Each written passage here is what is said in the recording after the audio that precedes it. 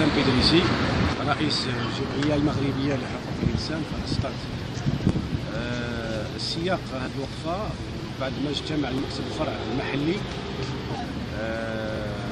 تداول بمجموعة من النقاط ما بينها هو تخليد الإعلان العالمي لحقوق الإنسان اللي كيتزامن بالذكرى 66.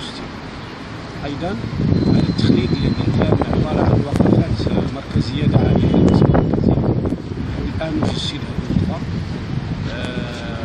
وبعد نقاش اخترنا شعار تحت شعار لا لقمع الحريات ولا لانتهاكات حقوق الاقتصاد والاجتماعي والأبناء.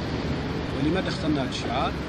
لأن الجمعية المغربية الفرنسية على الصعيد الوطني لا زال يمارس عليها التضييق، ولا زالت يمارس عليها منع الأنشطة ديالها على الصعيد الوطني، وبالتالي فإننا نقف من أجل تنديد هذه الممارسات وهي المسؤولة من طرف الجهات المسؤولة.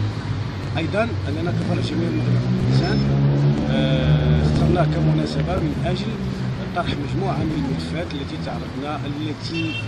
توصلنا بها وشكايات طلب المؤازرة من طرف المواطنين والمواطنات لا بالمدينة ولا بإقليم سطات.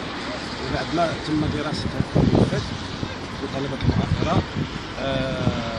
استنتجنا بأن كون هذه جميع الملفات مرتبطة بالمجال أو بالحقوق الاقتصادية والاجتماعية، وأهمها الحق في التطبيق والحق الحقوق المرتبطة بحق السكن والحق في التطبيق. أيضا بعد ما توصلنا آخر شكاية من طرف طلب مؤازرة من طرف جمعية تولت التي توجد بإقليم سطات، والتي تطلب من المؤازرة هنا يكون أن أعضاء الجمعية تعرضوا لاعتقال تعسفي.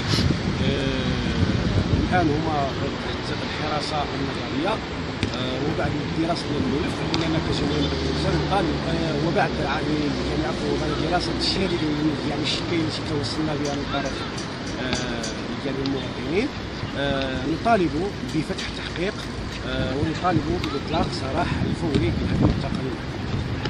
أيضا الأراضي السلالية من بين الأهداف من بين المشاكل الكبيرة اللي